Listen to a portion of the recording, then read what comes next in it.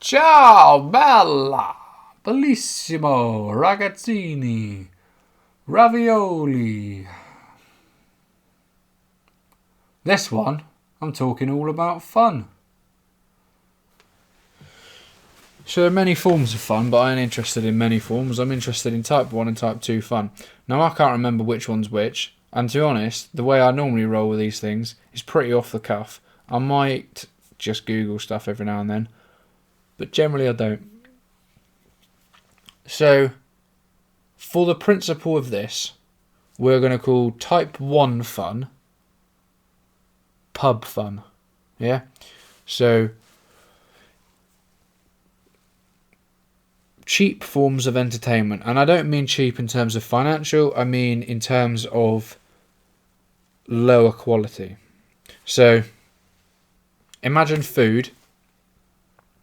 Cheap entertainment food is takeaways, processed food, fast food, pizzas in the freezer, that sort of stuff.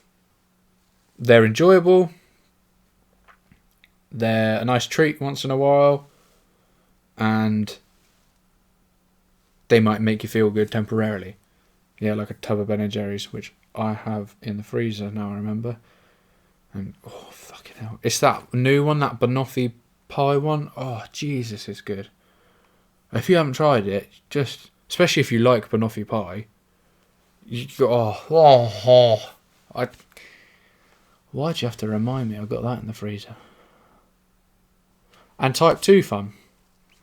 Now, type 2 fun, if you imagine it in food terms, is like a really good Sunday roast, a pork belly, a good steak, something you've worked for, and you have been through the ringer in the kitchen. You're stressed out, you're hot, you were worried that the veg was going to be cooked before the rest of it, and now it's all going to be soft, or opposite, it wasn't ready, and you forgot to make fucking gravy, and you were plating it all up, and it's like, fuck, I never made gravy. Yeah, that's type 2 fun. It's real good quality, wholesome shit that generally you went through some shit to get there. So, type 1 fun. Going to the pub with your mates. Having just a cheap laugh, couple of beers, let the inhibitions down. Yeah, bare necessities, means no worries for the rest of your days. You need that in your life. You do. You can't have a life without that. Otherwise, I'll just be a little bit sad. You need a little bit of fast food in your life. You need a little cheeky takeaway once in a while. But if your only source of fun was type 1 cheap fun, it lacks a bit of purpose. And you don't really have a story to tell. So down the line, when it's 5-6 years down the line, you kind of really won't be able to say what you've done. What do you do for fun? Well, we kind of just go to the pub. Alright, what happens? Just, I don't know, it's just funny normally, that's about it. You don't really have like deep ingrained memories and specific details you can bring up and characters you've met along the way. Like, it kind of gets a bit blurry and a bit samey, and it's a bit vanilla in the end, and it's like, yeah, I suppose. Just as takeaways and that are, you know what I mean? They're tasty, they're nice when you're eating it, but I can't really tell you a week later anything about it. It's kind of like, yeah, we did get like a burger that night. Like, yeah, maybe. It was alright, I suppose. But if you have type 2 fun, and again, this can't be your only form of fun, otherwise it's too serious. You've taken the fun out of fun. If this is your only form of it. If this is 50% of your fun, or 60 or whatever, it still remains fun. But if it's 100% of your fun in life is type 2 fun, the fun will be sort of removed from it. So the first one that springs to my mind it would be probably 3.5-4 years ago. Me, Chris I work with, and Benji, that Ben May, the ice bath monkey, the one that you all heard on the podcast before. Sorry, I've got to play that clip now. Because I can't mention his name and not remind you of the amazing reaction that I now can't find. Come on, where have you gone? You can't leave the people waiting. Where has he gone? Come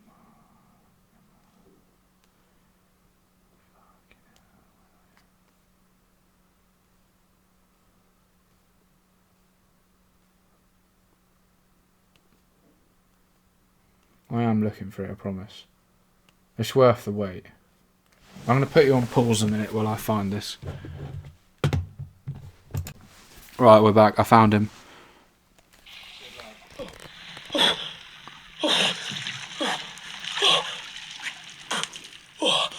That's quite cold.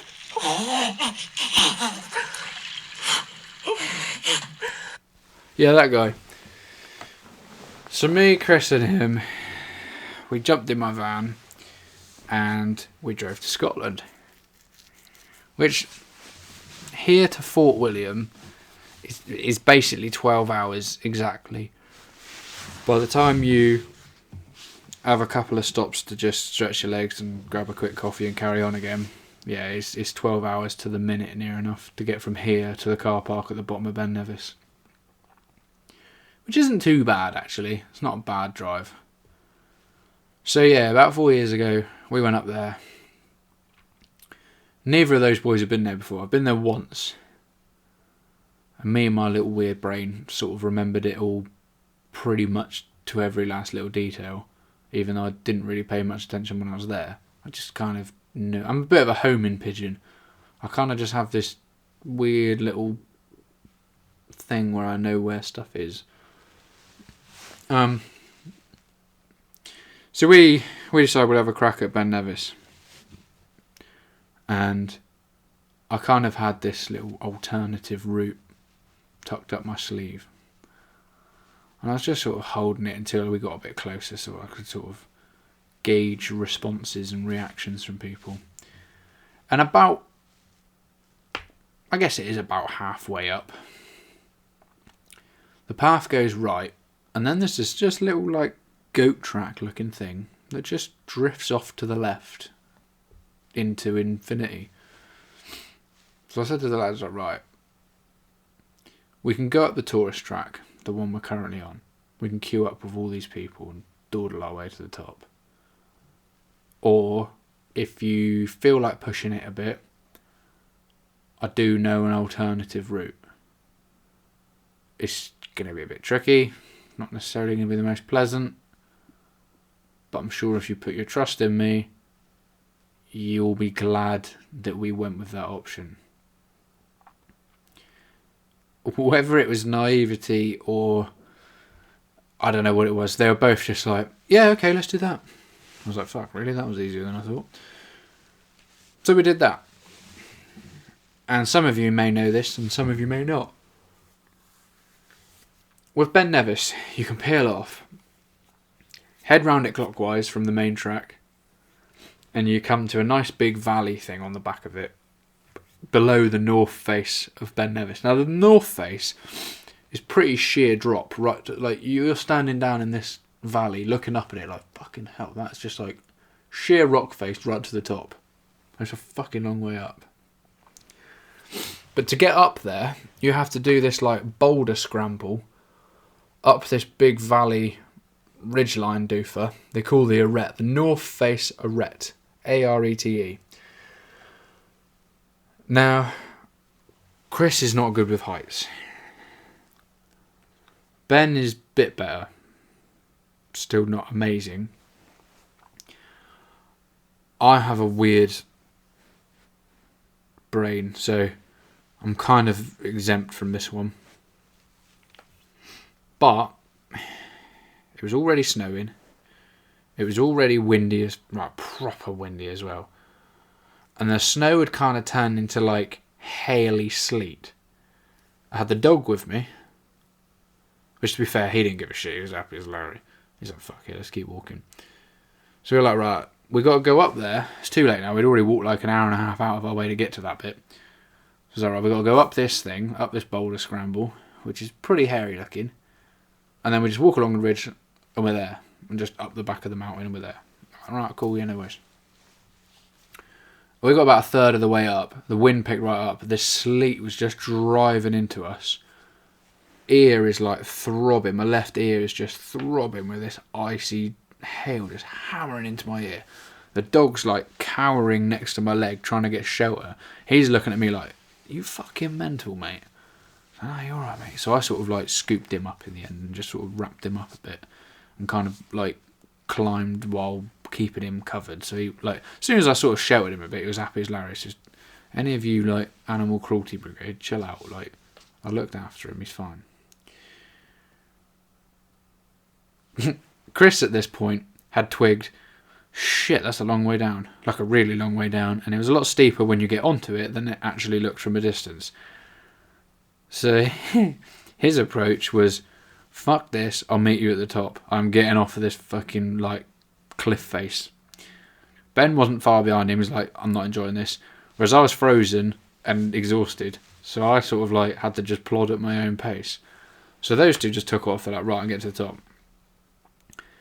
So then I kind of caught up with him eventually, just before the top. And Chris was like, right, I just need to get off it. I just need to get on the top. I was like, you're right, mate. He's like, no, it's just the height. I just need to get on top. And I was just thinking, like, I didn't exactly tell you this. I didn't mean to not tell you. I just kind of forgot to mention. This is a ridge line. This isn't like a plateau up there. It's as steep the other side as it is this side. So Chris got to the top and you could see this relief in his face, like, oh, I made it. And as he stepped up on the top, he looked straight down the other side and he looked back at me and I could just see this rage of just like, you bastard. Like, how could you do this to me? Because in his head, he just assumed it would be dead flat at the top. It'd be like a nice little plateau. It would be lovely. It would be nice and safe. I don't know why he thought that. He doesn't really know why he thought that. But yeah, it's just a straight drop the other side. So we're on this little path that's about, 2 feet wide. Just sat there trying to recover a bit and eat a Mars bar. Chris had realised that he'd left all of his food in the van and he just had a bin bag full of rubbish because he picked up the wrong bag. So he didn't really have anything to eat. He sat on this ridge that he fucking hated. It was freezing cold. He's terrified of heights. It's however many metre drop, both sides of us. Ben's looking at me like, I'm not really sure, mate. And I just have to look at him like, we can't go back. I'm not going back down that. Like, it's covered in ice now. Like, we're going forward. Like, the only way out of here was we finish what we started. So it's probably about an hour walk along this ridge line of just up and down over boulders and left and right and whatever else. Chris is hating every step of it. Like, literally every second of it I can see he's hating it. And I'm just sort of encouraging him, like, look, just, it's going to be fine, mate. Like, you're safe and sound, aren't you? Like, you've got balance. There's something to hold on to. We're not actually exposed. It's mind over matter. Like, you're fine. And he knows that's right. But you can't help being scared. Like, heights is a nice thing. You can't help that. It is what it is. So we've got to deal with it. Ben's sort of halfway house. Like, not a massive fan, but he can tolerate it. After about an hour, you get off it. And then you get onto just a straight, snowy climb to the top. And it's still pretty steep. Like, it's heavy going. But it's sort of like 6 inches of snow on it, which make it hard work. And we slog it out, get to the top, get a picture in all the snow and just, it's the shittest picture ever because it's just so like foggy and snowy and crap and everybody's tired and exhausted and mixed emotions of like, so glad we did it, terrified, can't wait to get down. So we do that, do the walk, then it's just a case of bosh it out and get down. And to be honest, walking back down, I don't remember any of it really. I just remember being stuck behind people just dawdling, which is the downside to some of these mountains. You really ought to go and find slightly less popular ones because everybody wants to do Snowdon, Ben Nevis, Scarfell Pike. Like, just, if you don't like people, just stay away from them. Go and find something a little less known. See, all I can remember about the way down is just being cold and just stuck behind a queue of people just ambling around, and you just think, oh, just fucking hurry up, will you? Like, get on with it. But we got back to the van, freezing cold, like freezing, starving, just exhausted. Get back in the van, get warmed up. I think we went and found what was it? Some crappy little restaurant on the side of a Premier Inn. Went in there and just had a steak. It's like a shit steak going, really. But we all sat there like exhausted, looking at each other, thinking, that's the best day ever. We've had the best day ever. And that's type 2 fun. You've been through hell and back to have that fun. At the time, you have moments where you laugh. But it's kind of bleak, a little bit scary. You can call it character building, because it probably is. But that's 4 years ago. And all three of us can tell you every detail of that walk. We can tell you which rock it was. We saw all the fucking shit behind, because that's obviously where everybody gets to, and they're like, right, I need a shit. Like, we remember everything about that because it's type 2 fun. We've had many nights in pubs. I couldn't really tell you anything about them. I know we had fun. I could tell you roughly what time of year it was. We probably drank rum and coke, but we kind of do anyway. So type 1 fun fades out, the memories become blurry. It's cheap. It doesn't give you memories. It doesn't give you fulfillment. But type 2 fun is where you build bonds with your friends. It's where you see people a bit vulnerable because they're scared of heights, or they're not sure about this, or they're not sure about that, but you encourage each other and you get people by, and someone's fucking cold, so you've lent them your gloves to get them going again, or they forgot to bring food, so you've given them food. It's all funny shit and weird stories that you can tell afterwards, and you need to have type 2 fun. If you're someone that hasn't had any type 2 fun, get out there. Get yourself, for starters, why haven't you had it? Probably because you got shit mates. So get some good quality mates. Go and have some type 2 fun. Get hold of some proper quality mates. Get out there. Get some type 2 fun in you. And you'll never look back. But like I say, you can't have purely type 2. You need to have a bit of type 1, because the type 1 fun, off the back of type 2, is where you digest it. That's where you reenact it, and where you tell the stories and you have a laugh about it.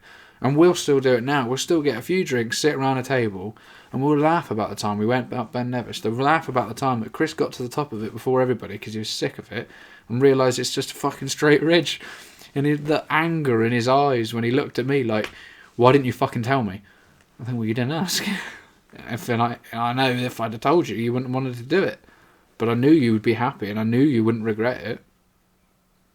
And to this day, those two are grateful that I gave them that option and said, look, should we go and do this? It'll be a bit hairy, but I think it'll be fun. They're both grateful that I presented them with that option and encouraged them to do it. And I'm grateful to each of them for other activities we've done in return.